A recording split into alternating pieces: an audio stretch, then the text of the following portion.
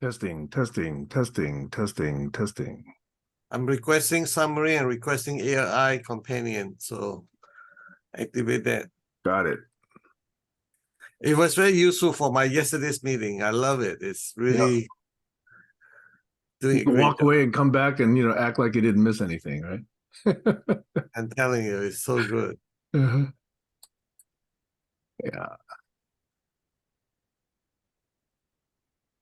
So anything exciting while I was gone yesterday? Don't remember. How exciting that was. Yeah, I think when you left, it was only shortly before 9. Yeah. But I think that first hour, where Stacy had some questions regarding listening and being in the middle and being attacked on both sides. I thought that was a reasonable discussion. Yeah. Right around 10, though, I got distracted because a contractor came in and needed to give me an estimate. I had asked for an estimate on something. Okay. So I didn't hang around as much. But it seemed like Barry and Josh, at least, went on for over 2.5 hours. But I still don't remember what we talked about. It's a good thing. I watched the last half hour this morning, well, halfway while I was Facebooking. It was in the background. You talked about what you each think and hope for large language models in the future. We did. Oh, well, if you say so. I'm hoping to have better memory than Barry. That's easy. It's a We low don't need bar. memory. It's a low bar. I did note that at points yesterday, you got rather Heated? excited. Oh, I need to get excited. I'm so lowball these days that nothing arouses me. I'll make you a deal, Barry. Anytime you want to get excited, call me. I can help you out. And I'll keep that in mind. All right. Well, any other check-ins? Yeah, I have a question. Yes, ma'am. I'm wondering if this is like a good call for me to be on or not, because I'm not sure.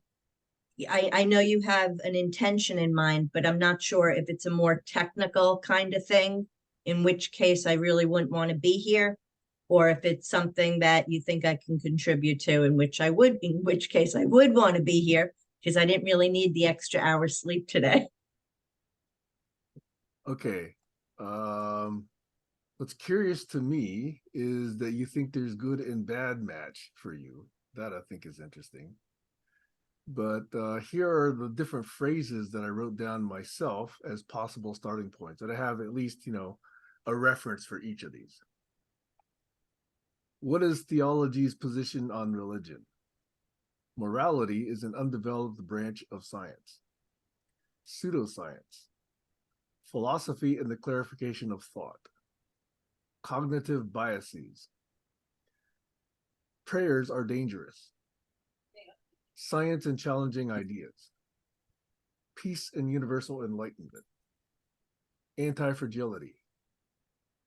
So those are a few of the things that I wrote down, all of which I've been keeping on my backlog and are always topics that are of interest to me. So those are all the possible things that I could use as seeds for this conversation. So then can I respond to you and answer your question of why I thought there was, so all those topics are ones that I think are good for me to be here and that I want to be on. The difference for me is when conversations are philosophical kind of conversations and conversations that require opinions, then I want to be part of that. But sometimes they're about the best practices for things that relate to technology. And I'm not coming from that context. And I feel that sometimes I move the conversation away from that. And I don't want to do that because I'm not even looking at things from that perspective. I'm always looking at it from more of a microcosm or an individual to individual perspective. So that's why.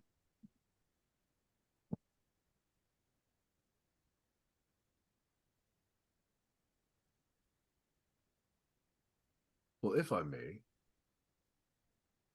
I wonder if I ever spend too much time in the technicalities of things. I try not to in these calls. At times, though, I do find that there are conversations regarding specific technologies, particularly that Barry is wrestling with, that sometimes I'll remove myself for 5 or 10 minutes at a time to see if that has, taken its course. I don't find it objectionable. I just find that, there's probably a more fruitful way for Barry and perhaps Sam to go at that rather than other popping heads participating. Well, and also Josh, I think sometimes is interested in that as well. So I don't want to take away from that. But anyway, you cleared it up for me and I'm not leaving. Okay, well, what I didn't say was the Vicuna versus Llama Bee models, and I'm just kidding. I don't even know what those are. Well, I sort of do, but not really.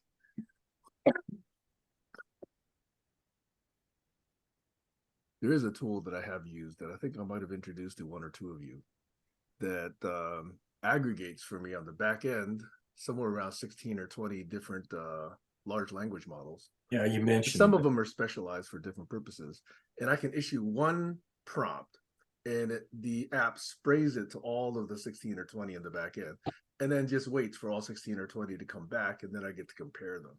I find that's a fascinating way to study all these different models. It's like asking a Democratic culture. You ask 16 Democrats, you get 17 answers. Now, Barry. You ask 20 maggots and you get half an answer. Oh, I have a thought this morning. I'm not sure whether it's good or bad, but I'm just going to throw it out and look at it this way. You know how when somebody do ice skating and you can do a triple somersault in the air or whatever, rotation, all that stuff. And if you pay attention to what this person is doing every day in and day out, hourly and minutes, every second, they are always practicing the basic stuff a lot.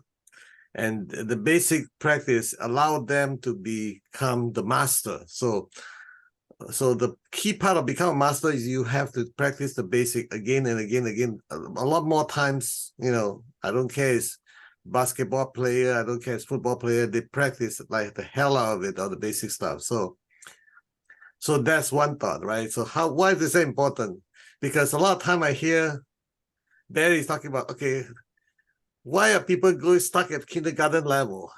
I'm at this level. So I was like, okay, so I guess because they are practicing their basic level, so they are so damn good at it because they are expert in their subject. So I was like, is that a link to that or no? Like, okay, that was my question. Did they ever graduate from kindergarten? No, but the thing is, they haven't graduated kindergarten, but I think that when they graduate, you are not there. You miss their graduation or something, because in order for you to become a master, you must practice the basic again and again so much more than anybody else. And some people just get fed up with it, but I see the value in practice. I myself master in many things, and I won't claim it, but I practice the hell out of basic again and again. And that's why I'm still taking sales order. I'm still dealing with customers. I'm still dealing with my supplier because I'm so damn good at it. And the only way I can get good at this is because I have to detect the tiniest changes in the basic practice, because that's the difference and make the difference. Allow me to react to things that people don't see, but I see it because of the basic practice, if that makes sense. Go for it, Sam. 3 thoughts. This might be consistent with what you just said, but didn't Malcolm Gladwell say it takes 10,000 hours to master something? So that's thought number 1. Thought number 2 is Bruce Lee, who says, I don't fear the guy who's got 10,000 techniques. I fear the guy who's got one kick that he practices 10,000 times. The third idea is when I actually was taking lessons regularly in Tai Chi, Gordon Fung in San Francisco at Sutro Heights Park said, you can tell whether someone actually is a master by just touching them once for about 2 seconds. Let's say again.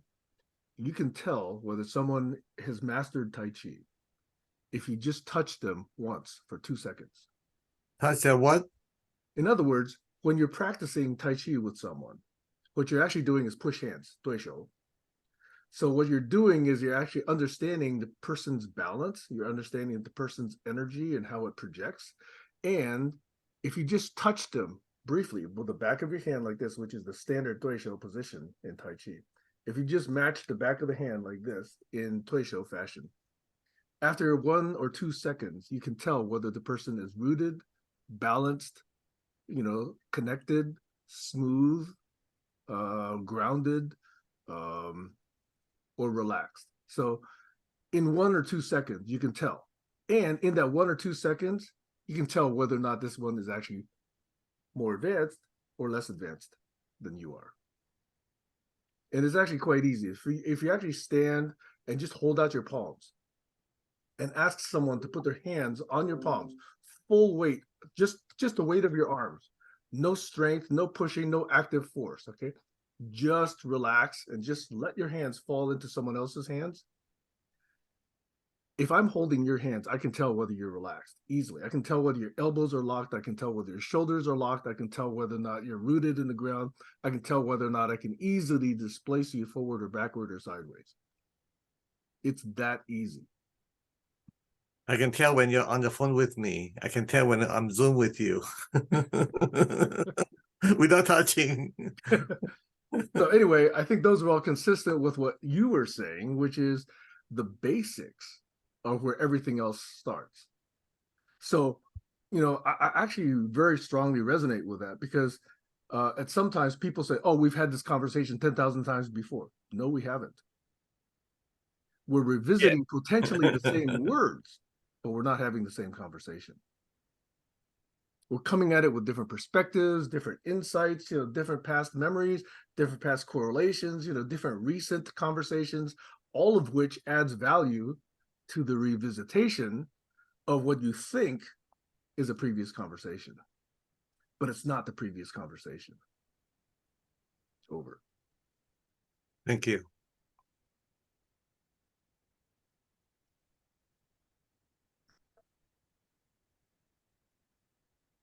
Maybe that's the difference between a coach observing an athlete and a naive spectator observing an athlete. Coach really notices small perturbations. The naive spectator doesn't notice anything.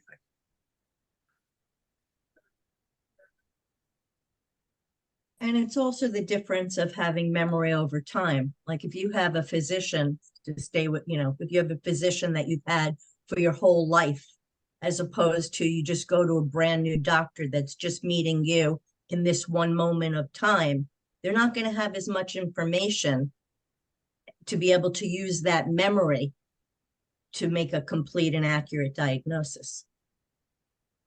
I guess that's the reason why people resist to change in that respect. To take one rate of change, you need 2 measurements. To take the curvature, second derivative, you need 3 measurements. To take the next derivative, you need 4 measurements. Every little wiggle that you want to get in the model, you need that 1 more measurement.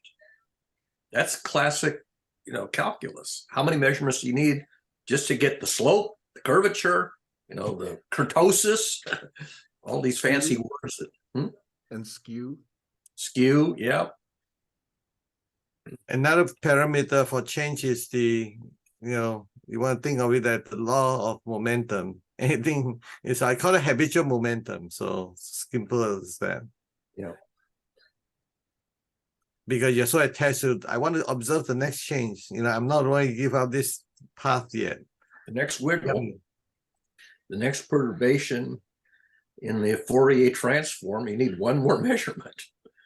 Well, I think you're all describing why values alignment is so important, because when the values are aligned, at least you have a better chance of, even as time goes on, there's at least some borders around the decisions that people make. If I don't know if I'm articulating that properly, but it helps to keep the measurements at least closer to what you'd expect them to be. Yeah. You just brought up an issue that I remember when my daughter was 12 years old, they have a high school, in the school, they have this subject about why is the divorce rate so high? So everybody's answer back from the student was financial reasons. I said, no. It's value.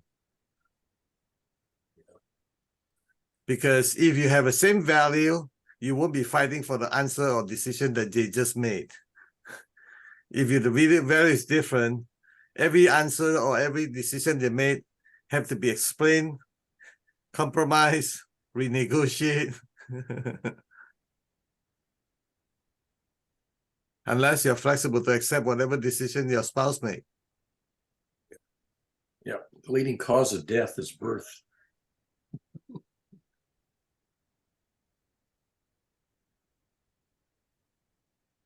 Which is why, by the way, I find it hopefully at some point exciting that I can go back to these 800 or 900 videos of GCC conversations and go back and just watch them, because having had the benefit of participating in maybe 60 to 80% of them, I come now to the very first one with a whole bunch of different perspectives. So I'm actually, looking forward to doing so.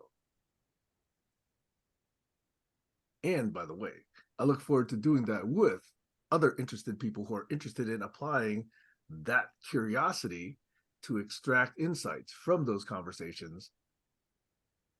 And that's one way of practicing collaborology.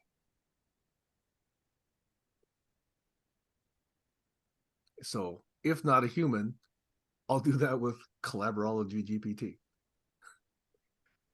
Collaborology GPT, yeah.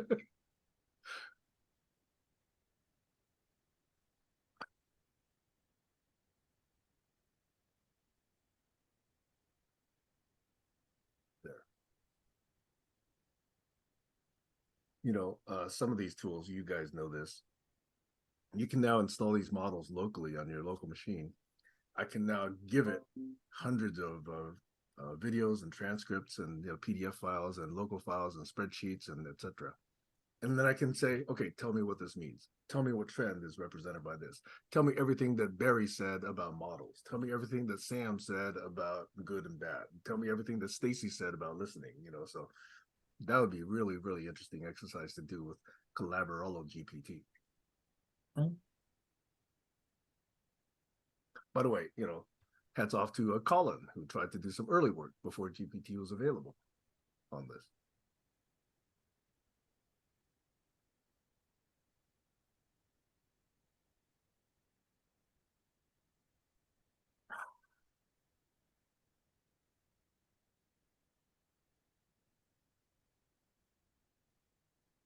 So, since there's a little bit of silence, may I go one step deeper in one of these phrases that I mentioned this morning?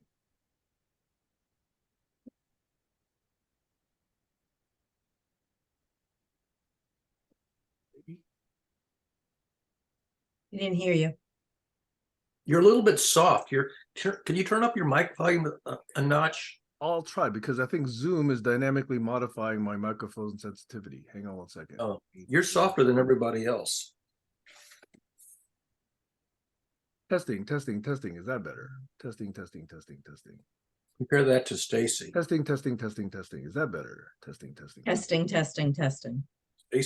Stacy's a couple of dB louder. Testing. It's okay. We can still hear you. It's just that you're softer. It's interesting because, I'm on a new laptop. Just 2 days ago, I got a new laptop. And so this is now, I don't know if you can tell from the camera whether it's, different quality to the image, but it's a different hookup. I'm using the same microphone, but it's a different older operating. It's still Windows 10, unfortunately. It sounds better now at this point, whatever you did. I maxed out the input level sensitivity on the microphone. Well, that's good. Okay.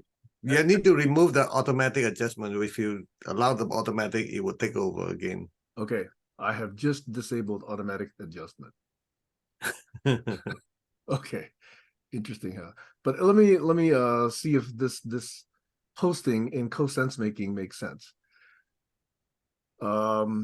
Nikola Tesla is allegedly quoted as saying, "Peace can only come as a natural consequence of universal enlightenment." Agree. I don't know if Well, he I'm said it hoping- or not, but it makes sense. Well, I'm a little bit pessimistic at that, because if it's universal, I doubt that we'll get to universal. I do think that enlightenment is crucial piece. That's why it's hopeless. You've seen the signature line on my email. Don't recall it.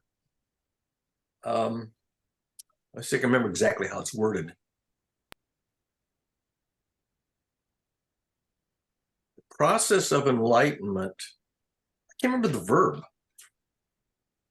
I have to go look at it. I can't remember. This is terrible. I can't remember my own signature. Find it here in a second. I'm losing my memory. Let's see, I need to go to sent mail. Have you checked the telomeres? Here it is. I found it. The process of enlightenment works in mysterious plays. Okay, what's the second part?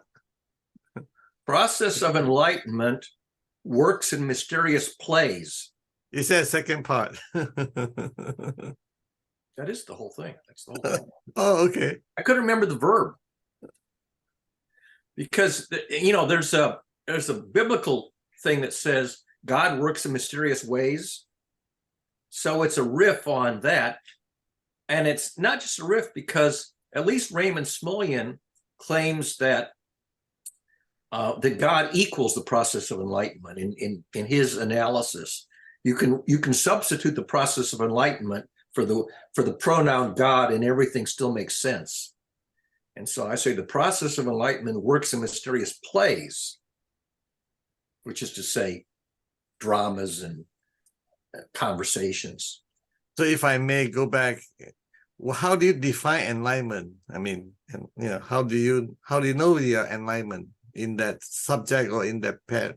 Satori. It's the now I understand, now I see, oh, I get it. So it's epiphany, it's revelation, it's satori, it's insight, it's being able to appreciate something that you were not aware of before, oblivious to, weren't detecting before. It's like it's like when the coach is giving you a clue on some detail of your performance that you weren't aware of, and the coach says you need to adjust this little activity slightly, and you can go, oh, now I see what I was doing wrong or not doing optimally. So it's the thing that makes you go, oh, now I get it. So it's instantaneous, is as far as subject matters, is specific for very specific things that you're doing. Yeah. It tends to be sudden, relatively sudden. That is, it's making a connection in some neuron somewhere that makes a connection that wasn't there before. And so suddenly you're aware of some element, some aspect, some detail that matters that you weren't recognizing before. Now I do that. So some people say that now the light bulb turns on for me. So Yes, exactly. That's the classic cartoon. The light bulb goes on. So the process of enlightenment is just a more philosophical term for the light bulb turning on. Oh, now I get it. I didn't get it before. Now I get it. So I don't think that everybody will have to be enlightened, but I think that enough will have to buy into that process that you're talking about so that that becomes the flow that people are in, whether or not they're conscious of it. And it will have to be at a critical number. And that also will go back to those basics that people have skipped over. And that will become more of a focus. And I think those basics are important. So go back to the big subject like peace. How many light bulbs need to be turned on? One basic one. Because basically, when you're a kid and somebody hurts you, your instinct is to hurt them back, equal and opposite payback. And as long as people are doing equal and opposite payback, the amount of violence runs forever. It can increase, but at least it doesn't end. And realizing that you have to break the cycle of an eye for an eye, a tooth for a tooth, a limb for a limb, a punch for a punch. As soon as you realize that, and that's a mathematical observation, that's an important moment of enlightenment when it comes to peacemaking. Dial down. Do not respond at par with the guy who's hurting you. Right. In fact, when you get to the New Testament, it says throw back a hug. Don't throw back a punch, throw back a hug. Well, if you can't throw back a hug, Buddha says don't throw back anything at all. And I also want to add that there needs to be enough flashlights coming in all directions that if one flashlight goes out, there's still light on the stage. Instead of, I think that's important too. So the way I think of what Barry just said about punching and an eye for an eye is that the day that I was born, I was never been punched. So I'm hopelessly not able to get enlightened at all. Well, So, I mean, it does have to be enlightened. until I go through the experience of an eye for an eye, until I've lost all my eyes and all my limb and all my whatever I have left, I'm impossible. That's why I say impossible. That's why my answer was like impossible. Why is it impossible if you consider that maybe in other lifetimes you experienced that? Well, the trouble with that message, that signal or the knowledge, that basic information, the instinct didn't transfer from last lifetime to this lifetime. Sometimes I even forget what it just ate, not let alone remember what I have for dinner last night. Like what Barry was talking about yesterday was so exciting that he forgot what he was talking about. How does an eye for an eye get transferred? The information get transferred. So it's like I'm not there yet. Maybe it's some mysterious way there is such a thing that I was able to data transfer because somebody stored it in the Google Drive for me, and I was able to download it the next lifetime or something because I remember the password or username for that. I'll give you another example. Middle school kids. One kid insults another kid, and the other kid insults him back. Okay.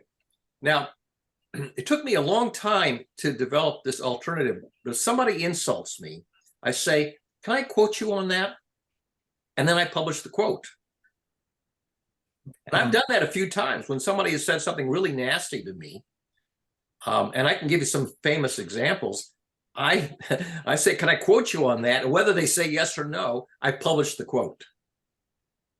Well, the way that I noticed that how happened in my school and in my family is that when the big one hit the middle one hit the small one. Yeah.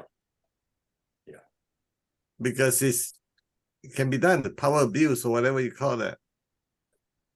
So in my family, it was always expected, and I'm realizing this is kind of important. It was always expected that the one with the greatest capacity had to be the one to take the extra brunt of the situation.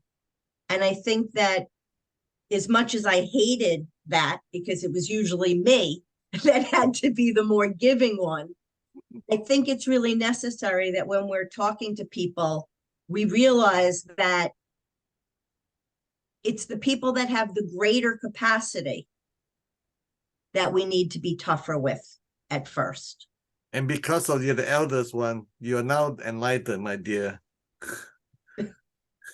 It's like Sam's story from 1 or 2 sessions ago about, arguing with idiots.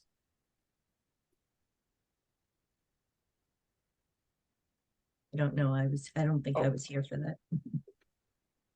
Here's one that you'll recognize. This is from February 2nd, 2021 on my Facebook timeline. Quote of the day, quote, I think you are a twisted, evil person, Barry, unquote. Alex Levin Gagnon. I just, took what he said and I made it quote of the day. Here's another one. This is from 2013. You won't know this person. Quote, Barry, I do not care in any way what you think. Lynn Peel. See, it's not just the NSA. That's my response. I used to do that with with people that were speaking against Hillary that were particularly Christian, and they would be saying these really vile, hateful things, and I would repeat it back, and they really wanted to crucify me, and that's the right word. Here's my favorite one. This is August 15th, 2011. It's quite a long time ago. Quote of the day, quote, "Why on earth would I want to talk to a diseased pustule on the ass of humanity like you?" Mike Godwin, wondering out loud why he inadvertently invited an old adversary to join his LinkedIn network. Oh my God. You probably know who Mike Godwin is, right? That was one of my favorite ones. One of the things that was really interesting, though, to watch is that if you took out, when I was watching like the political conversations, if I took out any identifying pronouns, depending on the audience you showed it to, they would think it was the other. And it fit perfectly. It absolutely, it was like there was no difference. The same message in a different group, just pointed in the complete opposite direction. And that to me says it all. That's the problem right there. If I can borrow partially and replacing some words on that, the light bulbs goes on mysterious places. Is that how I say it, Barry? Various places, yeah. Mysterious ways or mysterious places. Yeah. Instead of enlightenment, just replace it with the light bulbs and go on the statement that you have. And that's one of the features of enlightenment. It sort of comes out of nowhere, comes out of left field. It's not like you're researching, and finally you find the answer. It just comes, unbidden out of nowhere. That's really the kind of enlightenment that's sort of startling, was unexpected. I think that's the way it gets characterized. I suspect there are subliminal, subconscious processes at work that we're not aware of. Well, yeah. So we use those words, but we're not aware of what 97% of our brain is doing. Well, yeah, that's one of the reasons that enlightenment seems to come out of nowhere, because the brain is making a connection that you weren't trying to make. It just made itself by some, unbidden process, some happenstance. It's sort of debugging a problem, and finally found the bugs, and the bugs go away and disappear on you. This is one of the reasons why when you're stuck, go do something else. Yeah. When you go do something else, very often the something else causes what you were looking for to appear.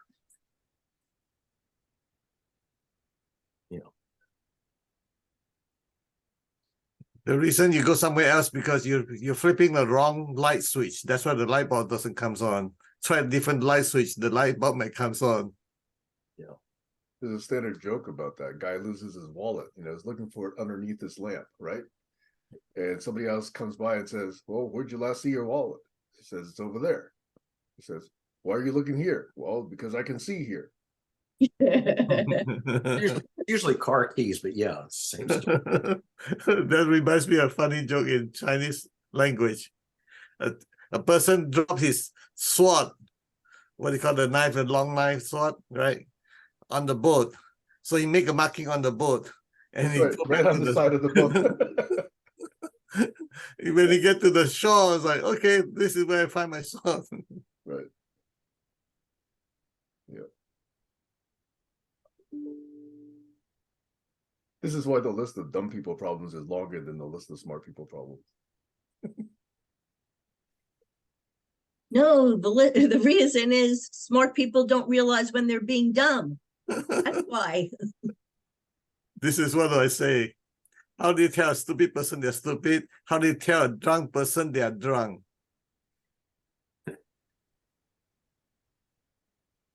Then Yeah, we tell to look up Dunning-Kruger. Go look up Dunning-Kruger. Never heard of it. Well, then go look it up.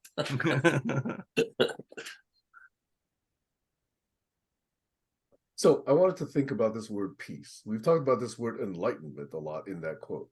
But what does peace mean? Because I think that people have this misconstrued notion of peace as the lack of violence. If you look at nature, nature has had many catastrophes. And those catastrophes in many ways are cleansing. forest fires in some way, floods in some way, mass disease in some ways. So I'm really struggling to really understand what peace means. Peace does not mean lack of death. Peace does not mean lack of challenge. Peace does not mean lack of pain. Peace does not mean lack of conflict. But I think people have this notion of peace as lack of all of those things, and that's not consistent with nature. But nature doesn't purposely inflict suffering. And I think that there's a big difference there. Yeah. Yeah, nature doesn't hit you back. Yeah. Say it again. Nature just happens. Yeah, but it doesn't intentionally cause violence. There is violence, but it's not intentional. It's like you did something I didn't like, so I'm going to intentionally hurt you back. Nature doesn't intentionally hurt you back. Now, you may get hurt back because it rebounds, it echoes, but that's not an intention. That's just a phenomenon of nature being rebounding what's happening. Okay, so your nature struck me, my nature struck you back. How's that any different? Well, but then you're using the word nature metaphorically as a character trait, personal character trait, as You're part of opposed nature. to. I'm part of nature. We're both part of nature. I know, but the point is that you're assigning a character trait which is distinct between different people as an aspect of nature, which it is, but it's really disguising the fact that it's a personal character trait.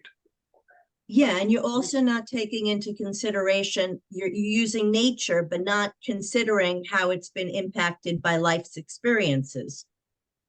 No, I'm actually being quite consistent with nature. If you take a look at, let's say, hyenas and let's say lions, tearing each other apart, that's nature. This is nature at work. Or if you substitute giraffes, substitute, deer, substitute wildebeest, whatever the heck it is. This is nature. Yeah, but say if you're an immoral person, you say, well, it's just my nature to be immoral. It's not my fault. It's just my nature to be an asshole. It's not my fault. Can't blame me for being an asshole. It's just my nature. That's bogus. And I don't know. You can't use it to disguise your lack of a moral compass, your lack of empathy, or lack of, decency. At long last, Senator, have you no decency? It's just my nature to be indecent. Is it really? If I'm tearing you apart so that my cubs can eat, do I lack a moral compass? Well, but you're not a lioness. Well, what I was going to say, there is a difference between what's driving that. So that's like a survival thing where you need that food for your family. That's very different than attacking for vengeance or for a fear that shouldn't be there in the first place. Could we not also accept that maybe 20 to 50 to maybe even 70% of the human race is struggling to survive? They're in survival mode. Look at the play Les Miserables. Les Miserables is about stealing a loaf of bread because you're trying to feed your family. And in Les Miserables, it's treated as a crime. The whole point of the story is that here is somebody doing something essential to survive, and then it leads to this long drama of a crime hunter chasing a criminal. And the whole point is that what a bunch of assholes. That story gets the real criminal is the policeman. He's the real criminal. But it took a whole bloody story to. Sorry? Or the system. The system, yeah. Well, in fact, if you intentionally build a dysfunctional system, you can't blame the system. You have to say, who built this friggin' system? We're constantly building dysfunctional systems. The key is to refine them as we learn. Yeah, but we don't learn. The problem is we don't do that. Exactly. We make a mistake. We thought of is too slow. We make a mistake 6,000 years ago and we never fucking fix it. Never fucking fix it. 6,000 years. Ooh, you got It's very- documented all you got through very excited literature, and we never fix it. The amendment process is way too slow in the US. Oh, yeah. And the bar is way too high. The It Second doesn't Amendment. allow us to learn quickly. The Second Amendment was written when people had blunderbusses. It took 2 minutes to load a blunderbuss and send out one shot. Okay. Now that might have made sense when, 3,000 or 300 years ago. It makes no sense today with AK-47s. But we can't fix it. The blunder Can't was fix the AK-47 of its time. No, well, but yeah, except that you couldn't do very much damage with one shot. Don't fire till you see the whites of their eyes. Why? Because you were the machine was such a lousy shot. Okay. Now you have the whole 9 yards. But I'm going back to my question about peace. Peace Oh, well. is not this, 3 degrees Kelvin state of serenity. I disagree that is peace. Well, Thich Nhat Hanh wrote a book called Peace is Every Step. I don't know if you've heard of the book or seen it or read it. It's a really interesting book to read. And it's all in the title. Peace is Every Step. And this is again down to the detail level. Each individual micro step is a step towards peace or toward conflict. And Thich Nhat Hanh points out every single step of the way, you got to say, is this a step in the direction of peace, nonviolence, or is this a step that's, regressing? You admit, though, that there are non-monatomic phenomena. Oh, that's the whole point of the book, because it's commonplace to take 1 step forward and 2 steps backwards. And the phenomenon that we can't recognize that just because we did 1 thing in the right direction and 2 things in the wrong direction, that we're making progress. So he's pointing out you got to look at every single step. That direction is progress and that direction is not, but that there's another hill up there that you don't see. So it's the phenomenal surface that leads you astray by thinking that the next best step is obvious. It's not obvious. Not obvious at all.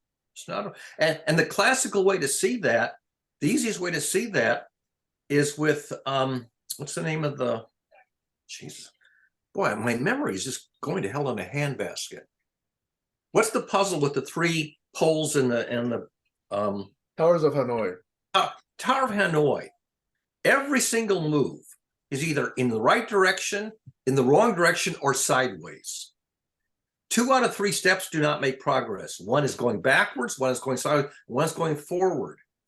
And solving the Tower of Hanoi, every step has to be in the positive direction. And certainly you don't want to go in the negative direction. And if you go in the sideways direction, you're just spinning your wheels. You're going up a staircase, you can go 1 step up, 1 step down, or 1 step sideways. Well, the Tower of Hanoi tells you how challenging it is to identify 1 out of 3 steps that's in the positive direction. Can you do that every time? Let me also go back to one of your references about Thich Nhat Hanh. I believe Marianne Williamson has also restated it in her book as every gesture is either a step towards love or a request for love. In other words, acts of violence in her model is an ask for love. It's a request for love. And that's New Testament. Throw back a hug instead of throwing back a stone. Somebody throws a stone, throw back a hug. That's, a reduction to practice of that idea. And I believe, and I'm not an expert in her teachings, but, her Course in Miracles says that if you look at it in this way, as every movement is an act of love or a request for love, and you turn violence into a request for love request or ask, that miraculously transforms your perspective. And Buddha says, if you can't figure out how to give love, give exactly 0. The doing nothing, maybe your best. Don't hurt them. Yeah. Help people if you can. If you can't help them, try not to hurt them. That's Buddhism. So sometimes the optimal practice that you can effectuate is the intentionally do nothing, because everything that you do is harmful If everything you do is harmful, do nothing.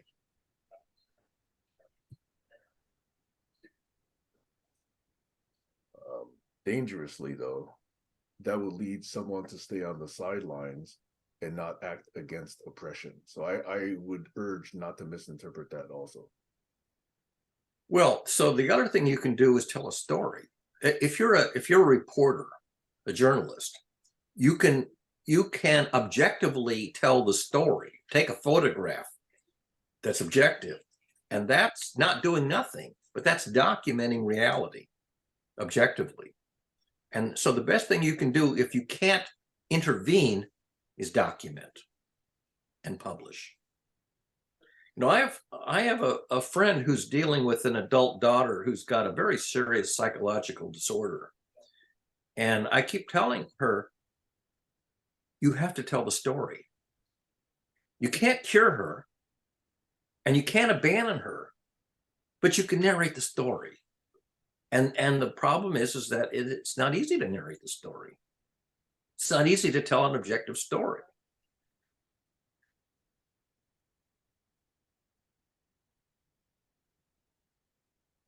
You don't have to start by being objective.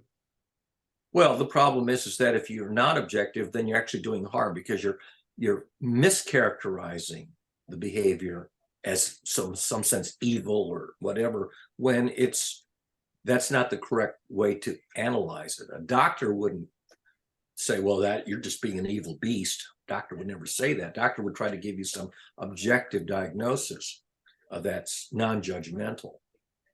Or you could take the position of a detective, get someone on the record, and then find out where the inconsistency. Yeah. And so I was saying, you know, if you go into the dragon's cave and the dragon bites your head off,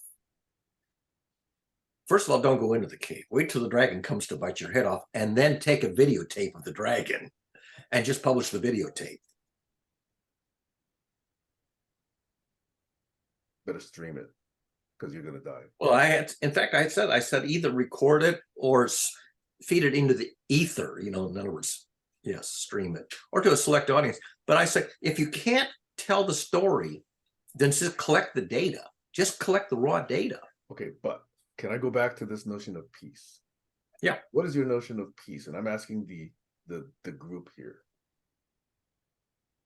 When I look at the word peace, it's a big end result. It's like money. It's an end result of a lot of things are happening right, or whatever you want to call that. When something are happening the way it's supposed to happen, and this is how you make peace. Think of peace like a bridge. Every foundation, every piece of metals, every nuts, every bolt, every rivet, every layer of paint need to be in place so that the bridge of peace can be happening. It's a consolidated whatever you want to call that thing. It takes a lot to build it. It's almost like making brownies. All the ingredients have to be right. All the right thing have to be in the right place. All the temperature have to be right. So in order for it to happen, I mean, you can make some mistakes, but the room for errors is not as much. Like Barry was saying, you know, if I take 100 kids in the room that they never see someone punch somebody before, so I put it in the room, and one person punch and one person and the other 98% see that what's happening, what do you think the other person will do? Again, things like that. So this is what we call about nature. It's nature for people to react because of survival, so peace is impossible because of nature. I mean, those are fundamental questions that until we answer that, we don't get a chance. I'll give you a different definition, not so much a definition, but a practical measurement. Peace is any practice that generates serenity. If the outcome is serenity, it's peaceable. If the outcome is not serenity, it's not as peaceable as it could possibly be. Can you get to serenity? Find a practice that generates serenity. An eye for an eye is not going to get you there. No, an eye for an eye is not serene. Okay, half an eye for an eye. Worse, yeah. Basically, because that's already what Moses says is no more than an eye for an eye. no more than a tooth for a tooth. If you're going to retaliate, okay, because you're just kids, retaliate at less than par. Buddha comes along and says, don't throw back a smaller stone, throw back nothing. Throw back a 0 stone. Get the gain of the feedback loop, take, instead of throwing back an equal stone or 1 less or 2 less, throw back the 0 stone. The Buddha basically takes it 1 notch farther. And then Jesus comes along and says, throw back a hug, throw back healing. You go, throw back no more than the same damage, throw back minimum damage, throw back healing. 3 increments of breaking the cycle of violence. Where do they come from? Judaism, Buddhism, and Christianity. That's where the sources of those recommendations are. And of course, they make sense logically too, because they're just mathematical. Go ahead, Sam. Okay, so this is very simplistic, but it's a standard question, which is if there's a train heading down the track and you got 10 people tied to the track, they're going to die. But you can throw a switch where the train can go this way, but only one person is tied to the track. What do you do? I have an answer for that. A train has front wheels and back wheels. You throw the front wheels one way, and then you throw the switch in between so the train derails. Well, You derail the 500 train. people on the train then.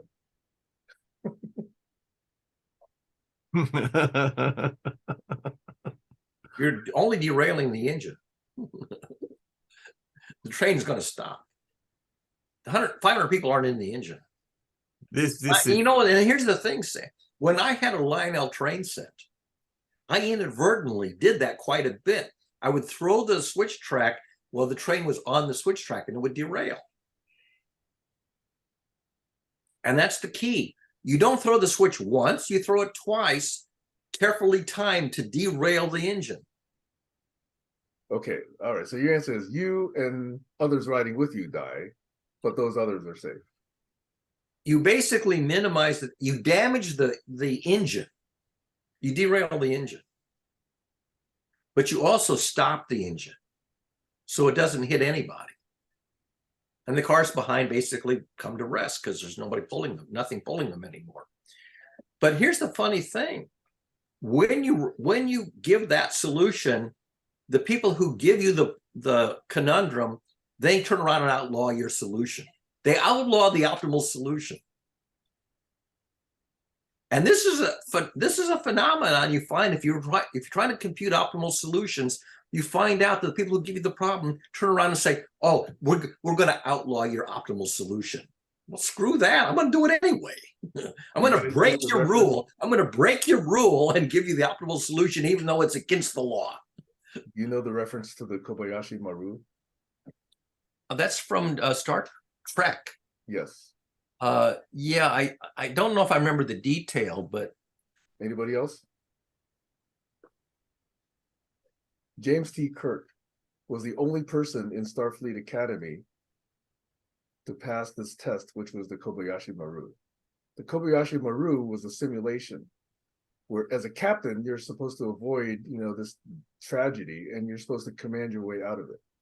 Well, the system was set up, the simulation was set up so there was no way to avoid tragedy. But James T. Kirk went and hacked the simulation. And of course, then he was caught cheating, but that was his way of getting out of the Kobayashi Maru. Yeah.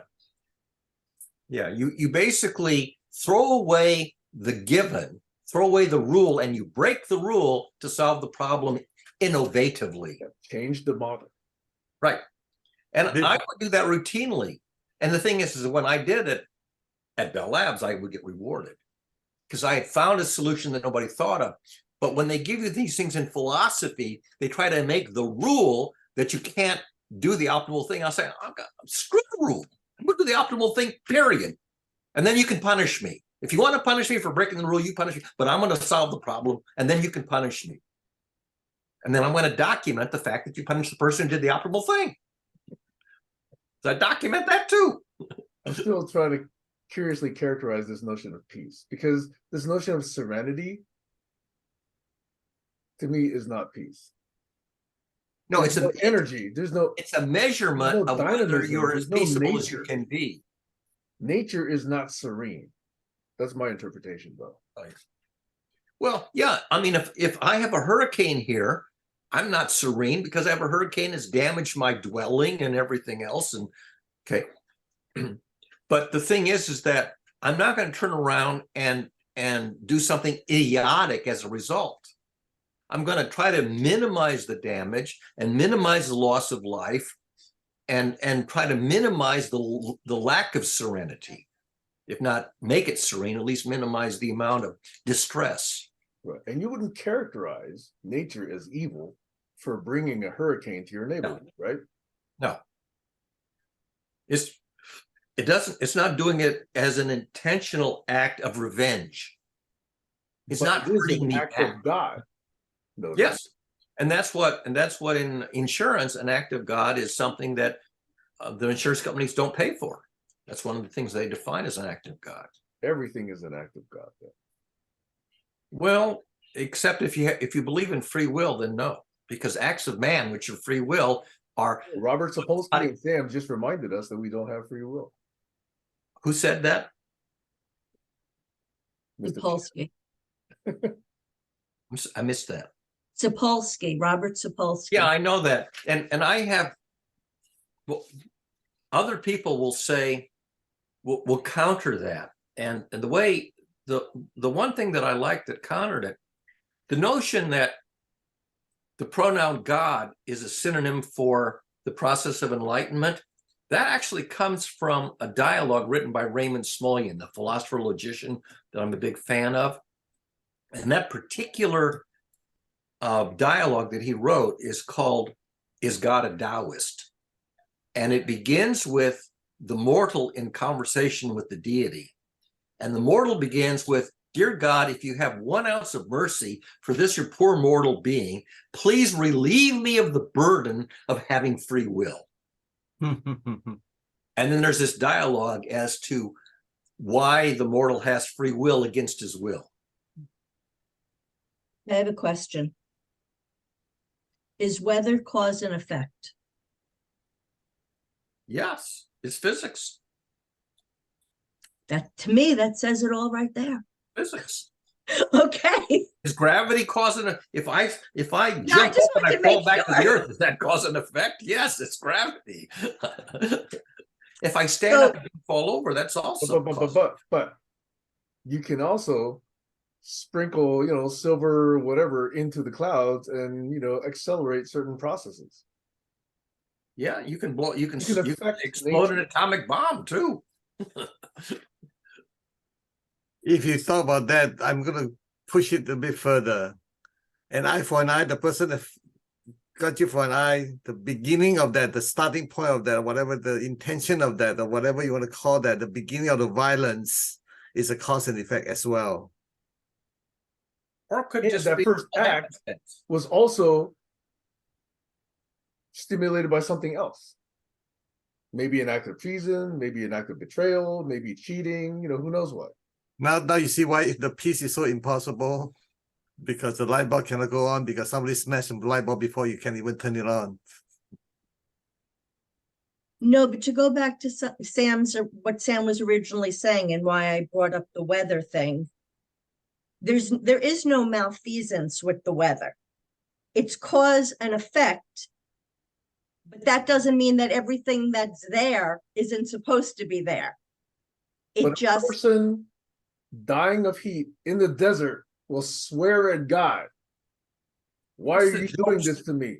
That's the Why Job. are you making my kids, I can't speak to that. I can't right? speak to that person.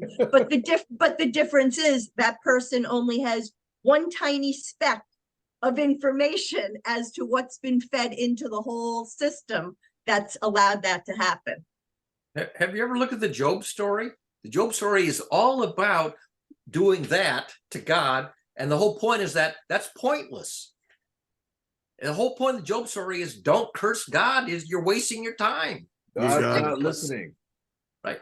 And that's it. By the way, the Job story, which is an allegory, obviously, It's called one of the wisdom books. There's a few books of the Old Testament that are called the wisdom books. And the Job story is probably the most fundamental wisdom book.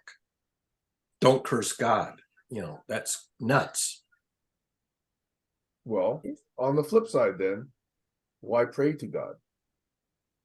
Oh, this is a good question. And I belong to a study group that always begins with prayer requests. And one of the things that's different between Judaism and Christianity is that in Judaism, you often don't pray out loud. You don't share your prayer by speaking it. You meditate. And in Christianity, you almost always articulate the prayer in front of others. And that's and that sort of raises the question, is prayer effective? One of the things that if somebody is ill and you pray for them to get better, it matters whether they know you prayed for them or not, because the act of praying out loud reveals that you give a damn. And the fact that you give it, somebody once said to me, Barry, I want you to get better. I really want you to get better. Is that a prayer? Well, in a sense, it's an expression of a desire for nature to do its thing. And that says people care that I live or die. And if they care, then I should care. Okay. So the notion that people aware of prayer react differently than if they're not aware. And so one of the points of prayer is to share that you care. Okay, two people. This person prays for you. This person brings you chicken soup, but doesn't believe in God. Both are useful. One knows how to make chicken soup. The other one doesn't know how to do anything except, I really wish you'd get better. I'm going to, in this case, I'm going to say the chicken soup is better, but only because I think there's a mass to whatever's being created. I want to, yesterday on the call, the part that I missed, Barry, you started talking about some sort of apparatus where someone was able to think, and just by thinking, they were able to order a pizza. Right. Media Lab. Okay. To me, that makes it very clear that there is something to thought, something more than just an abstract, like, I don't know. There is something there, something measurable. And that measurable thing, I believe, is with prayer too.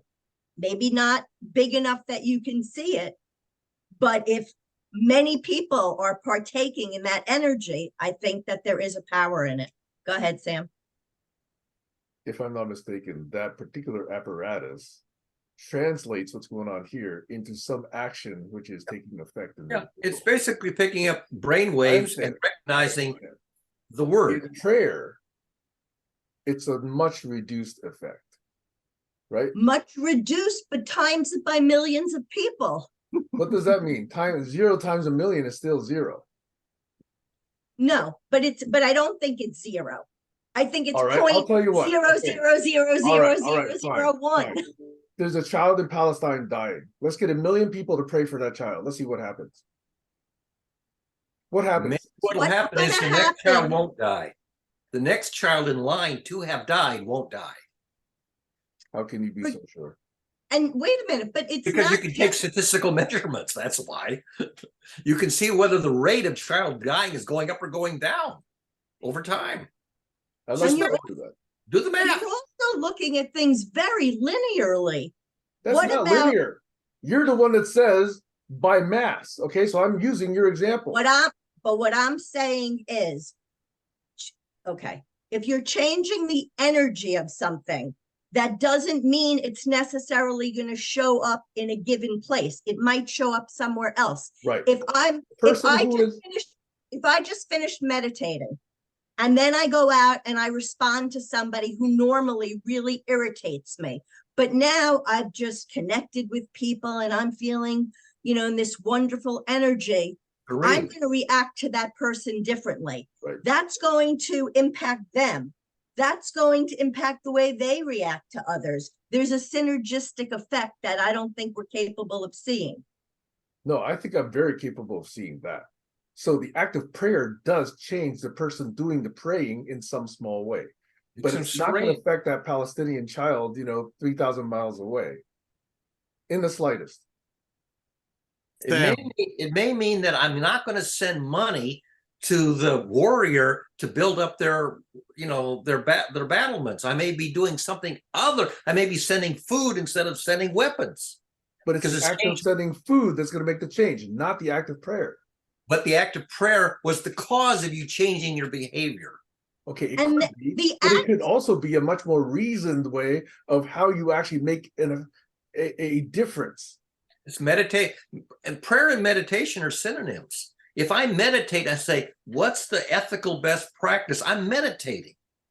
Now, somebody say, well, you're just praying to God. I'm saying, enlighten me, tell me what's the ethical best practice, give me some guidance. How can you tell whether I'm talking to my deity or I'm simply meditating? The calls come from inside the house. When Moses hears the voice of God say, you've got to go out there and save your people, the call's coming from inside the house. Okay. And we're also a collective. I could do the same thing. I could affect the same thing in my own person by praying to my rabbit god. Yeah, that's fine. Your deity is what your deity is. Whatever muse is ill-founded, is what I'm saying. You could pray to your muse. Muse, guide me to give me an inspiration. Inspiration comes from your muse. Okay, I don't care if you call it a deity or a muse or a meditative process. Well, it matters when somebody says, "Oh, that God told me to do it." Well, that God told me to shoot that little girl. That God told me to shoot that Palestinian child. Yeah. That's the danger. Well, but it's also that demon. Mr. Trump, that God, Mr. Trump, told me to go out and attack the Capitol. My deity, Donald Trump, told me to go attack the Capitol. Whereas my rabbit God never told me to go and shoot a Palestinian child. Is that a demon or is that a deity? Who the fuck cares? Well, I care. No, the cop that got killed cares. In make-up fiction now. Yeah, it's your source of guidance. People say the source. People who don't want to talk about deities, they talk about the source. The source. Okay. If I may give a different perspective of it. So, Sam, if I may say this to you, you're mixing us all the different things to the wrong. You can't tell rain from snowing. You can't tell rain from a thunderstorm. It's totally different things you're talking about. Okay, if I may say this to you, okay, let me try to give you a perspective that hopefully will clarify a lot of things. I have a lot of experience with prayers, and I know the power of prayer. I have a lot of experience with prayers. I have also benefited from a lot of power of the prayers.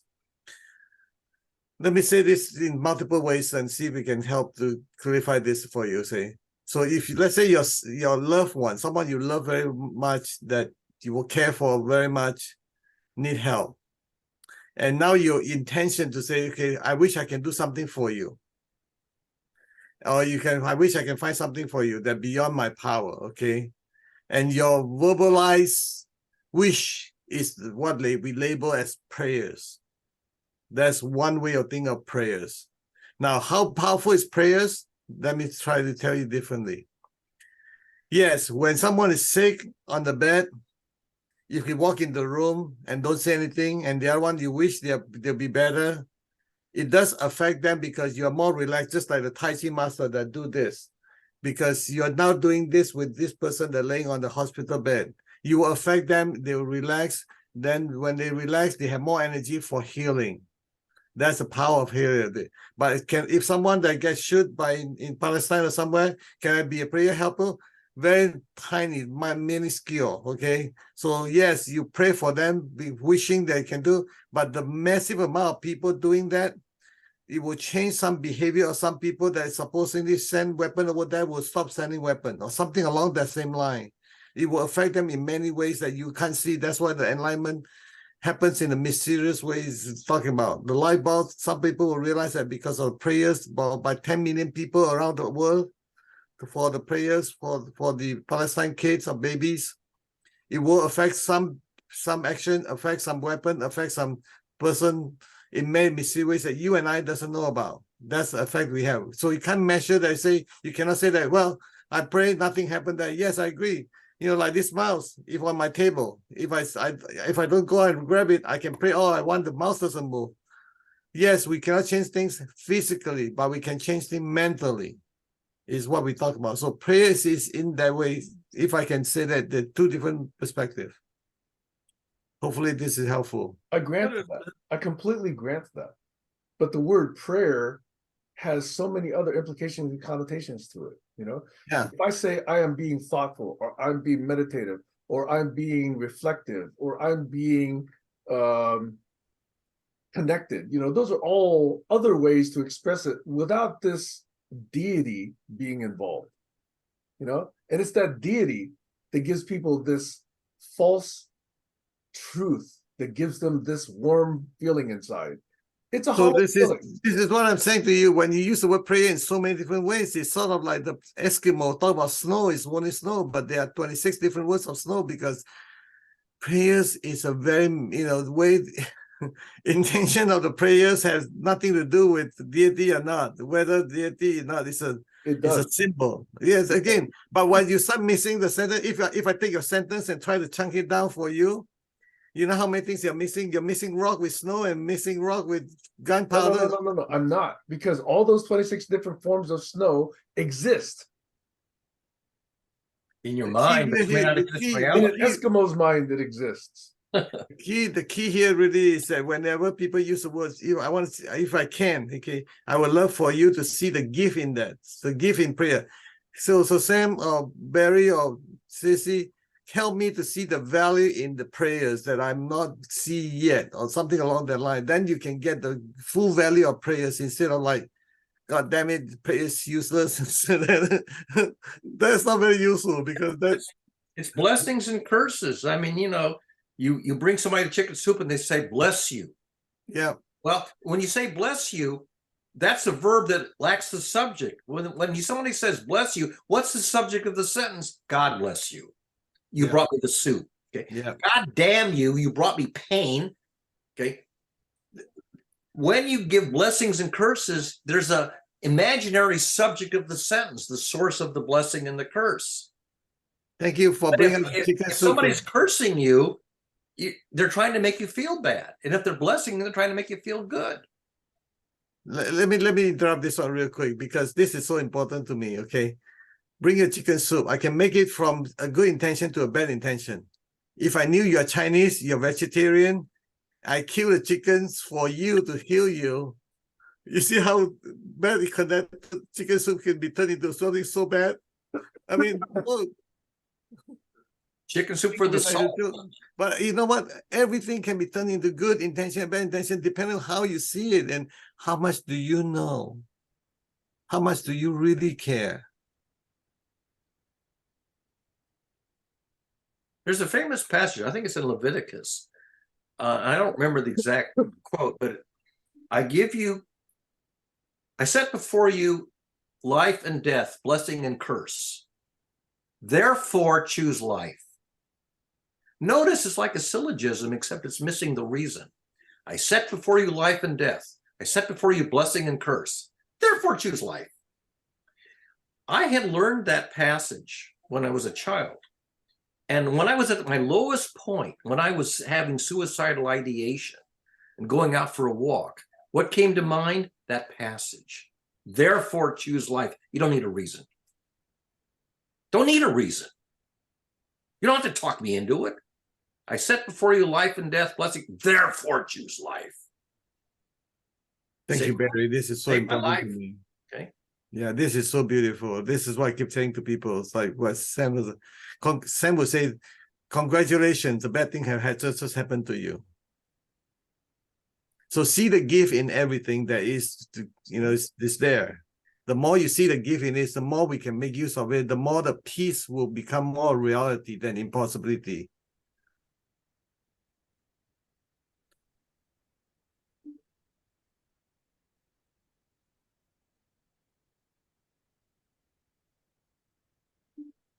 And this is a book, there's the scout mindset is talking about, we always find evidence to prove that we are right. It'll say, And we need to give that up. We need to see things, we need to see the gift in everything there is to see, because that's a measurement of how wise you are, how enlightened you are, because you see the gift in everything there is to give.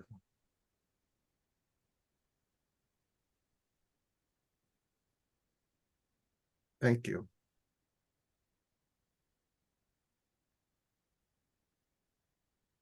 My point is not to deride the phenomena from prayer. My point is to apply Occam's razor. people do things that work, whether they understand why they work or whether it's just an illusion. Illusions work. That's people. But Well, that's what if we you are. really We're want to people. scale up this behavior and really think about the foundations of these behaviors, do we need made up deities? And my argument is we don't. Why do we need Able to literature? level up beyond them. Why is there a huge industry in literature with made-up characters, imaginary characters? You know, you've got the comic book. Why do they have all these made-up characters and stories? What? We can Those throw are away not dangerous all the literature. characters Just because throw there's away nobody. all the literature. There's nobody all the preaching that storybook those characters. characters We don't are need real, storybook Barry. characters. Huh? There's nobody preaching that those characters are real except for one book. You don't have to preach it. It's whether the character moves you or not. Does the character, does Harry Potter move you? If Harry Potter moves you, then for all intents and purposes, it's a real effect. It's a real phenomenon because it causes you to become moved. I get that, Barry. But there's others who are taking this one other character from this other book and saying you believe it or otherwise you're going to end up in hell. Well, they're wrong. Exactly. And that's all I'm trying to say. It's useless to hold that up as a teaching. As a teaching, it is fallacious and hypocritical and, evidence and throw away Harry lack Potter, of systemic thinking. Then throw away the DC just throw it all away. No, because the DC comics is not represented as real. No, Barry. Barry. You're simplifying a situation here. How can you choose what to keep and what to throw away? It's a personal choice. You throw away that book, and I'll throw away it's not a personal choice when your entire culture and your neighborhood say believe this or else. No, I've never met anybody except you who says believe this or else. Oh, you haven't been in many neighborhoods then. You're quoting somebody that I've never met. You're quoting somebody I've never met. Are you denying that exists, Barry? Are you denying that exists? You're saying it exists. I've never met such a person. I've never met such a person who says what you're quoting them as saying. Never. You're fortunate. Well, and I'm alive. I think, Sam, that the problem that you're trying to go after, I think your focus is a little off, because I think the real problem has to do with obedience to authority. So the problem is if they're using this imaginary authority to justify their behavior and not even looking to see whether or not it aligns with the belief system that they've decided they want to represent, that's a bigger issue. For me personally, I believe that each one of us are God. My interpretation of God and creation is that we are all co-creating that. And that's why I asked the question about weather, and that's why cause and effect, and that's why I allude to things that we don't necessarily see as a direct, cause and consequence. But I think, again, just to reiterate the point, it's about not being able to question an authority when we see clearly that it doesn't fit within what we've been taught.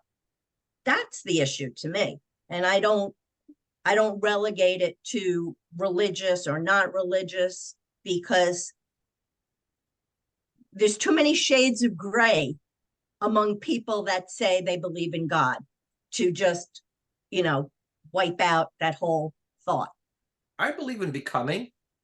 If you say there's no such thing as becoming, you're entitled to believe there is not. But I happen to believe that the phenomenon of becoming really does exist. I know that is your definition of God. I Yeah, recognize. well, it's literally the name. It's the name that the deity of Moses disclosed to Moses. My name is I am becoming. Okay, I am the I will make spirit of you a bet. becoming. I'm willing to make you a bet. Let's go ask 10 or 100 or 1,000 Catholics or followers of Trump, and I'll bet you none of them use that definition for God. You go ask them. They didn't study theology. So I'm saying you have your definition, but the definition that applies to that huge segment of the population is not that definition. Go ask them and say, have you read the Bible? They say, yes. What is the name of the deity of Moses as the deity of Moses disclosed upon asking the question, what is your name and what is your quest? Moses asked his deity, what's your name? So I'm curious, what's your meta outcome here, Sam? The matter outcome is I would like to see this reference to God be a social power that influences so many people and influences so much social culture and so much of our political and governance systems and so much of our values.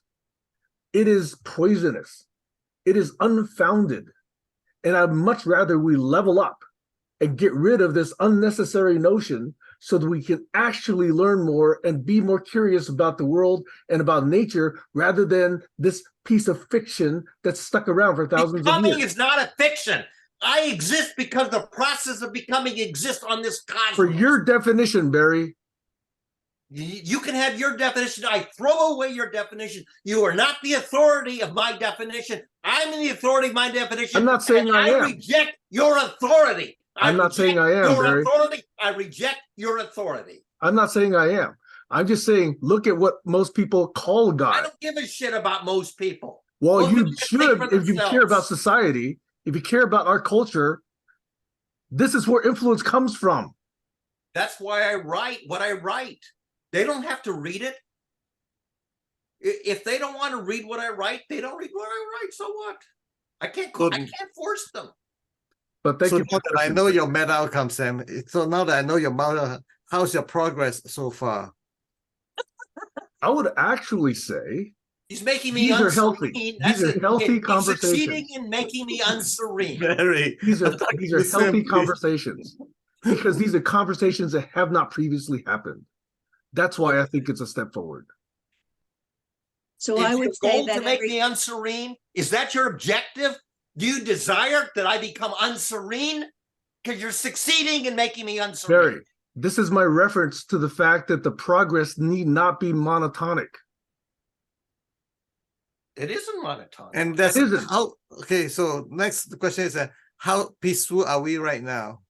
How what? I'm quite at peace, actually. Okay, I'm so not. I'm so good. I'm But unpeaceful. You've succeeded in making me unpeaced. And if I get unpeaced enough, you know what I'm going to do? I'm going to disconnect. You want me to disconnect? Make me unpeaced enough so I will disconnect and then you'll never see me again. And this is what happens with the rest of the world. The rest of the world cannot deal with disagreement. You are not willing to deal with disagreement. I reject your thesis. I reject your thesis. I reject your thesis. So, Barry, if you were a calm, rational person, would you act this way? Which way? So emotionally. The reason I'm emotional is because I'm unserene. You've unpeaced me. You have Why should unpeaced simple me. questions? You have unpeaced me. Why You have should simple unpeaced me. questions disrupt your peace so significantly? Look, I have high blood pressure. I can go get that device that Sam sent me, and I can tell you my blood pressure, and it shot up. You want me to have high blood pressure? Because No. you're succeeding. No, I want you to engage in a critical, rational conversation. I already did that. I wrote it up on my blog years ago. Fine. I'm done. Fine. Why is it not possible to do it again? Because I've already done it once and I'm done. But why, Sam, is it so important for you to push him to that place? Why do you want to push me to be unpeaced to have a fucking heart attack? Is that your goal? Well, Barry, but you have to be a little responsible for yourself. To take a Yes, breath I'm there. going to be responsible. I'm going to disconnect to save Okay. myself. Well, then you do what you have to Save do. myself. And you do okay? you do what you have to do. But Sam, but really, where is that need to have to keep pushing with him in Because particular? this set of questions is constantly suppressed in society. We are not allowed to ask these questions because of this kind of response. Okay, so what I would say though is everything that exists is meant to be here. So this notion of trying to destroy something that doesn't suit us is exactly what I see you doing, which has been done forever and ever and ever and ever. That also is part of the problem. I'm engaged and I'm willing to be engaged in disagreement. I'm going But to I'm not disengage. seeing- I'm Okay, going so to look- disengage. I am going to disengage. Are you ready for me to disengage? You're in Okay, charge let's of try this. whatever you Let's do, try this, Barry. guys. Look, both of you take blood pressures right now. I'm going to take my blood pressure. Here. Go pressure right now. Sam, take it. I want to see how high it is because the physical evidence tells me you're serene or you have low pressure. Come on, go do it without doing that. See, Okay, let me put you're on my watch. cheating.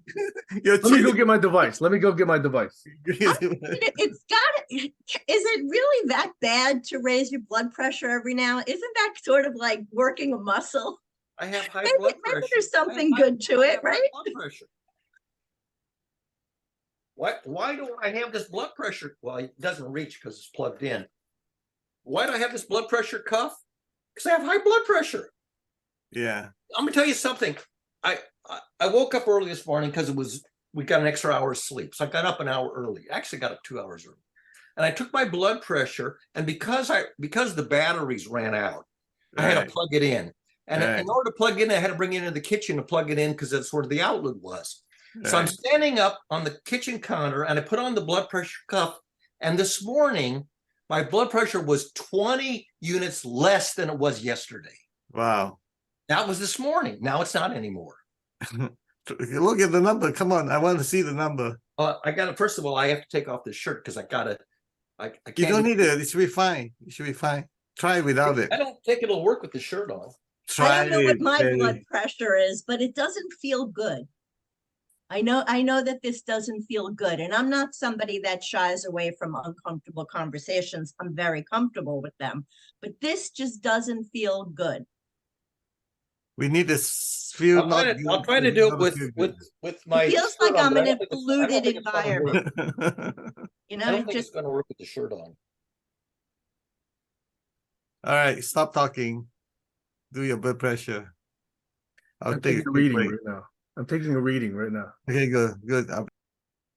now, if we pray, can we see if the blood pressure comes down more quickly? We could also meditate and see the same effect. There's not much of a difference in my book. That's what I've been saying. Except there is one key difference. You could say, I want your blood pressure to come down and then act in such a way that it makes me more serene. You could. It's not doing it. Barry, I'm just asking questions. The answer is no. The answer to your question is no. And I've heard your answer. Then stop asking it. No, I could still keep asking questions. The answer is going to be no forever. So Barry, you stop answering because you've already. Now, to answer, I have to disconnect. Because you're gonna keep Barry on asking thinks the that this question, I'm is the gonna same disconnect. old. Barry thinks this is the same old conversation. It's not.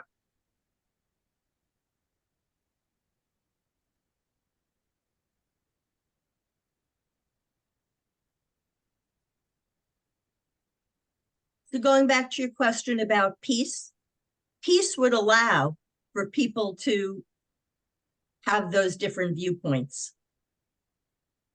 Certainly Yes, different until viewpoints. you Not step all. on their peppy. Not all. Okay. Exactly. That's the problem. Until what? I didn't hear what Sam Chan Until said. you step on their peppy. Pet peeve? Peppy. What do you call it? Peppy? Pet Yeah. Pet peeve. peeve. P-E-E-V-E. Don't ever step on people's peppy. Well, that's a way to avoid, important questions. There's always around it if you're wise enough. I always blame I myself when come here to this forum thinking that people are willing to question certain beliefs and to think new thoughts and to think new, perspectives. That's why I come here. I agree. I agree. Thank And you that's for why coming. I ask questions. Thank you for asking questions. Thank you for coming here. I appreciate that very much. It's a I appreciate you coming privilege. here. I appreciate Barry. I appreciate Stacy. Yeah. I appreciate Josh. I appreciate everybody who comes here with that perspective. So, and then when you hit a pet peeve, would that be okay for you to avoid that and maybe pick up the No, subject? because that's exactly the path. The path is to look through the obstacle. Okay. So you want to bulldozer over the pet peeve No, then? not bulldozer. I just want to look at it. It's Okay. worth looking at. And to But maybe avoid you it, could change the angle a little bit. that's fine. I'm not particularly, stuck to one way of doing it. Thank you. I don't think this Thank you for room's being turned flexible. on. I'm getting bad readings. The flexibility is such an important. I mean, that's it. Flexibility is everything. I mean, even a tree moves to accommodate to where the sun is coming from. Right. People need to be more flexible. It's actually actually energy. If you have the energy, you have bigger bandwidth. When your energy is low, your bandwidth is flexibility, or for your tolerance is very little. And that's where I think the community has to play a bigger role and become more sensitive to that. Yeah, that's right. Thank you. Thank you for agreeing with me. You shouldn't have to thank me. Yeah, I For do, agreeing with because you. you see the pressure. You agree with me. It's not too many people understand that. It's all about energy. It's really everything is about energy. Yeah, it is. You need to always give room to people with lower energy level. You need to whatever, it's easy to talk about, yeah, we should want to give an eye to an eye, we should not do that, but it takes so much energy to not an eye for an eye. It's because our human nature is an eye for an eye by default. Okay. My last reading from Samsung Health and Welltory. Okay. I'm not on Withings yet, but I'm on Welltory. Okay. It says my health is stable at 90%. My stress is at medium at 56%. My energy is moderate at 47%.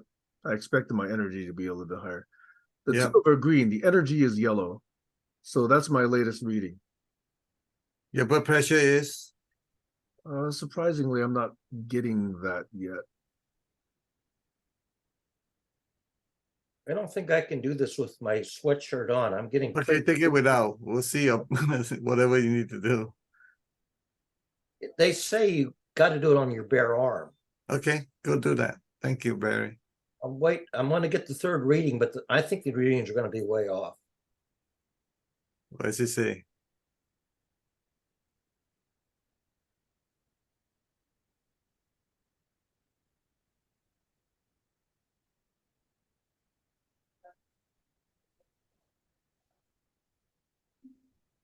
One of these random things it tells me there's enough iron in my body to make a 3-inch long nail.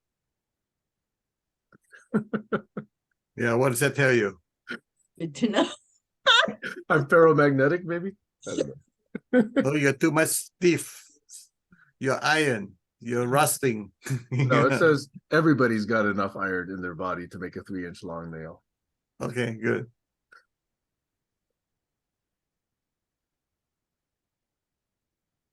I'm still learning how to use this app. I think I want more sensors. Remember I told you about a watch I have? This is a watch I have. I'm wearing it today. Is it the Withings thing? Yeah, no, this is a new one. This is a new watch. Remember I told you want to measure blood pressure? Not blood pressure, but blood sugar. Yeah. And blood oxygen, right? Blood oxygen, all that stuff. Yeah. So I have two watches. Yeah. So what brand? What's the manufacturer of that one? The one I give you to you on Amazon. Blood sugar watch. The second one on the list. So go to Amazon.com. Just type in blood sugar watch. Second one on the list. The first one was over $100. The second was like, I don't know, less than $100. That one there. They ship it from These- China. IP68 fitness tracker or the smartwatch fitness tracker? The one that's on the second one, not the rectangular one, the round ones. Look at the shape. The round one. Oh, Yeah. $59. Yeah, something like that. It's cheap. Okay. Anyway, well, I can't see you because of the. Okay, got it. 170 over 9. You hold the rule. Wow. This morning it was one. What was this morning? This morning it was 126 over 71. And that was it now. 173 over 93. Yeah. Now, what's the cause of that? And how peaceful are you? What's the cause of that? How peaceful are haven't you? learned to regulate yourself. I think Barry wants me to say that I'm the cause of that. Reduce it by disconnecting. Yeah, I understand. I wouldn't blame you, If I Barry. don't want if I don't want that to happen, what do? I disconnect. I Understand. disengage, and I get out of the cause of high blood pressure. Understood. Yes, thank you. Hey, Barry, I won't ask any more questions today. How's that? Thank you for doing that.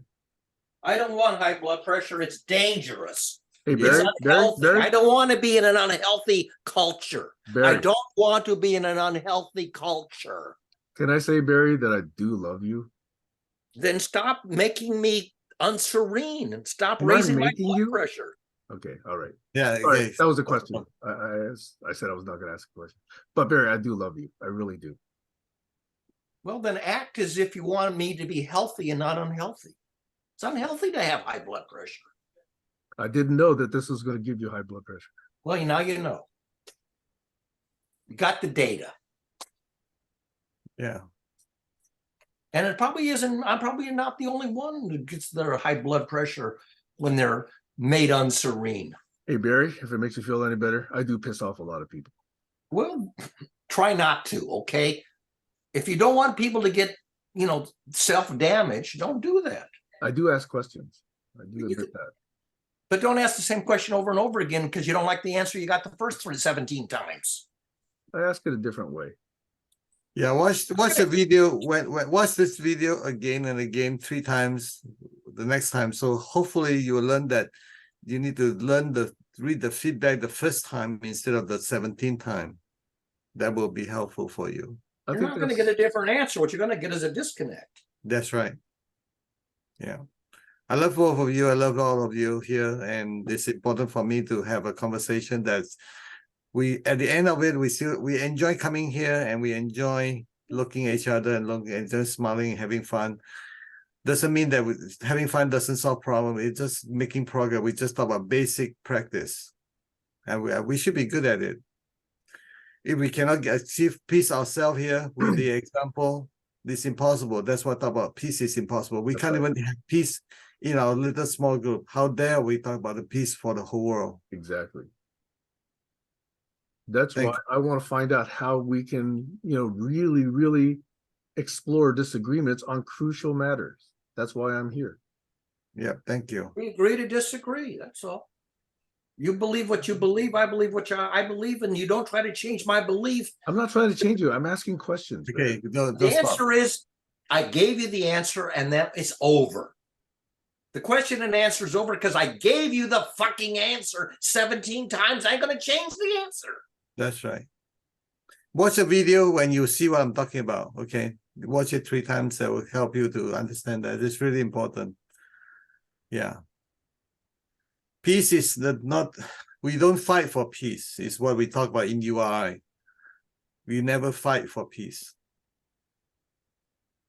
So some of what I try to remember, and I forget all the time, but I really try to, and I would like to be able to articulate it better. Please. Especially when I hear free will coming up and stuff like that. I try to imagine that each one of us is born with a character. Yes. And we have this ready-made script. Yeah. And that's where the predetermination part is. The script is there. And how we play it, that's our experience and that's where our free will is. But if we were to understand that inside of each person is that soul and not necessarily the character they're playing, we might look at it differently, and we might recognize that that character is a part of this grand play that we're meant to learn from, co-create with, not try to get rid of. That is not our job, to get rid of what we don't like. It's to learn from and to recognize what it is that doesn't feel harmonious or in line with love. If we could remember that, then going back to this whole idea, what Sam was talking about, Marianne Williamson, recognizing that something could be a request for love, that also helps us to receive the lines that somebody else is saying, staying with that acting analogy, and to not respond from the same place that our character would normally respond from, because there's too many things going on. Sam has his own internal dialogue going on, and he's responding to something that's a little bit different. And so I was married to somebody that was a rageaholic. And so there were times that I would purposely keep doing it because I was more focused on the fact that no matter how loud you scream, you're not going to get me to shut up. That was my issue. Disconnect. Solution, disconnect. Disengage. But I didn't want to be the one to do that. Yep. But that's the outcome was disengage and disconnect. That was the outcome. This is what I talk about. Being right, looking good. It's a part of the survival.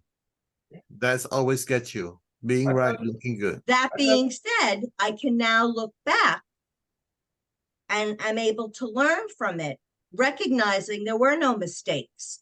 Yeah. Things were written as they were supposed to be for mutual learning. Yeah. And there's no like blame or anything like that. That was just what the script called for. That was the scene. And that's how you stretch your muscle. That's why you're getting so strong, because you have lots of practice.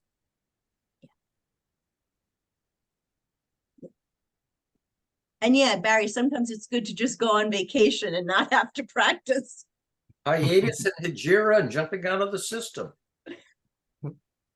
If the culture that I'm in is stressful and it's unhealthily, if the amount of stress is unhealthy, I'm going to go become a hermit. I'd rather live in the woods and be a hermit than live in a stressful culture. Yeah. What's the point?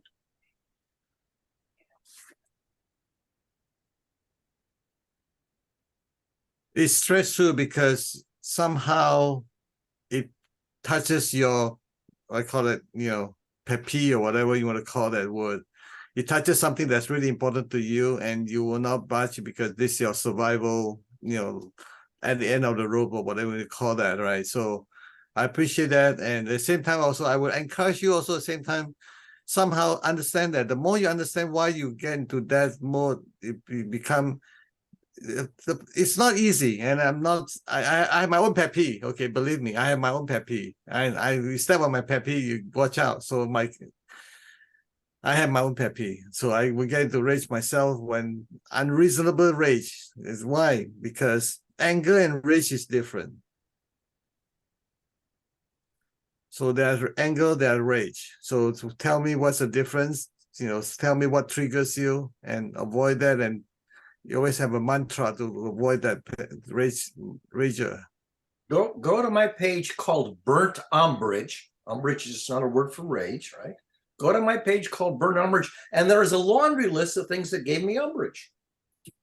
Everything on that page is there because of umbrage. Beautiful. It's not a secret. You got that figured out right away. That's nice. And you just put all your weak points on the public forum.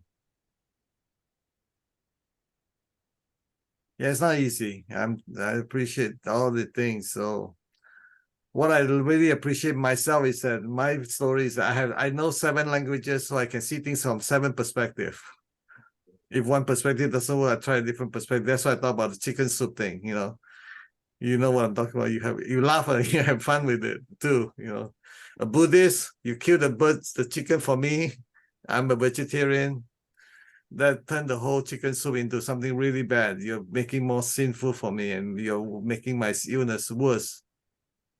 Raising my blood pressure. Yeah, of course. Yeah. By the way, burnt umbrage is a concept in Zen Buddhism. Burn your anger down to cinders. It's just one of the teachings of Buddhism. That's why it's not why I called it burnt umbrage. It turned out that burnt umbrage is a concept in Buddhism. I'll read that when I get a chance. Thank you. I forget exactly. I mean, I'd go have to look it up, but there is a Zen koan or a story about to that effect. I wonder what causes you to write the article. It must be an inspiration moment for you, isn't it? It's discontent. And something triggers that, if I may gently ask you for that. What causes discontent? Well, For you, for that moment, the triggers the article. Well, I mean, what did Churchill say? Now is the winter of our discontent. And what was the winter? It was the Second World War. Violence and conflict causes discontent. I think what he's getting at, and you've said this many times, Barry writes to work through. My therapy. Yeah, that's his when therapy. when I am harmed and I need therapy, my therapy is to write. It's my therapy. I don't hit the other person back. I write my articles or my song parodies or my operas or whatever they are because I'm healing myself. Got it. From the so that's how you channel your energy. That's how you channel your energy for healing. Instead of throwing, rockets back, I write words on a blog that nobody reads. I throw words back. I throw words back into the thin air that don't hit anybody because they don't have to go and read them, and they don't. But that's your therapy. That's important. My therapy. I call it my therapy. Yeah, that's good. That's and by the way, it's commonplace in Judaism and other cultures as well to write satire and parody. I learned about satire and parody because that was part of the Jewish culture. That was the therapy. Humor. So I'm sure it will be there's some writing coming out tomorrow or something. Well, there might be. I don't know. I mean, if I've already written it, all I may do is reprise it. Yeah. If you go onto my Facebook page, you'll see that when things come around again, and they keep coming around every 17 years, up goes the previous version of it because I don't have to rewrite it. I already wrote it. Yeah, I think there's a difference here because whatever happened here, it's still like Barry still knows that Sam loves him. He just doesn't act like it. Right, but when it comes down to it, it's not the same feeling. It's not unresolved the way normally things would. This is what I'm thinking. If he wants to hate what I believe, he can hate what I believe, but don't make my life miserable. But I'm saying it's not the same type of incident that's going to get you to get off this call and start writing a parody. I don't think it's when I get off the call, I'm going to make lunch. That's what I'm saying. And by the way, lunch might be chicken soup for all I know.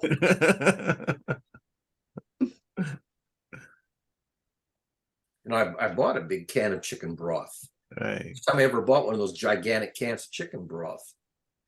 Partly because I have to take more liquids in because I'm taking those iron pills. I needed some source of increased amounts of liquids. So chicken broth, I figure, was a good option. And are you doing your walks? I had been, except we've had, it's like 45 degrees outside. So I was walking every day until the last couple of days. So we had rain and cold weather. We got on Halloween, it got really cold. There was no kids here on Halloween, not that there ever is anyway, but there was especially no kids when it's 40 degrees out and raining. So, and I haven't been outside walking since the the cold. The suggestion for you, maybe you can get a treadmill for free on the Craigslist. People always give you that. I could just walk up and down the stairs here. I mean, That's instead of walking, I walk in the house, not that it's a very big area to walk, but I took 2 or 3 steps, 2 or 3 times to go up and down the stairs for no good reason, except that I can go up and down the stairs. Yeah, I do. What I found was about 7,000 steps doesn't quite do it for me to improve my vascular age. Yeah. I find out I need about 10,000 steps a day to do that. So that's why I'm saying that a treadmill would maybe helpful, because a treadmill you can watch YouTube video on a treadmill or something. The only place to put a treadmill is in the basement where there's no TV. So. No, you can put your iPhone or something to watch it from around. Put something to hold on to. And I have a rowing machine in the basement, and I have a stationary bike in the basement, but I haven't used them in 20 years. Well, it's time to get it going, because what I noticed that your energy level been down from what I know you from the beginning. Well, sure, because my red blood cell count is way down. Yeah. And as I was telling Stacy that if your energy is lower, your ability to be able to be flexible and be able to absorb more thing. And I also reduced my food intake. I had to reduce my food intake because my energy expenditure is down. Yeah. Well, you figured that out already. Well, the whole idea is I don't want to gain weight because I'm overeating and not exercising. And when I go out for a walk, the watch says that I'm walking at less than 2 miles an hour. I'm walking a 36-minute mile. That's less than 2 miles an hour. And yes, because I'm not doing aerobic, jogging. I can't do aerobic jogging because my blood cell count is only like 11 or something right now, when it should be 13.8 at least. Mm. At least that's what the chart says they want it to be. Mm-hmm. I figure that I'll be up if I keep replenishing my red blood cells at the rate that I had been. By December 1st, it should get to 13.8, which is the lower edge of the desired range. Well, this is only November 4th, 5th. So I got like 3 more weeks to go. Yeah. It takes, if you give a pint of blood for donation, it can take 3 months to replenish your lost red blood cells from 1 pint. Yeah. 100 days is what people say. Yeah. 100 days. They only let you give blood 4 times a year. They want you to wait 4 months between giving blood, because at 4 months, you're very likely to have replaced all the red blood cells you gave away in donation. Mm. So if you do that every 4 months, it's only 3 times a year you can give blood. Now, I've only ever given blood once a year when I was giving blood. I would never even give it twice a year. Mm. But you don't want to do aerobic exercise because you get winded. You can't push enough oxygen to your muscles, and you end up getting winded, and that's not healthy. So I'm walking slow, but I'm walking. Mm-hmm. When the weather was good, I was walking 3 times a day, 0.6 of a mile each time, something like that. That's good. Keep it up. Yeah. Now the problem is it's November. It's getting cold, and the weather's turning. Snow is coming. Yeah. So I've got to sort of figure out how to do this in the winter time, or the coming winter time. Your bicycle and your rolling machine.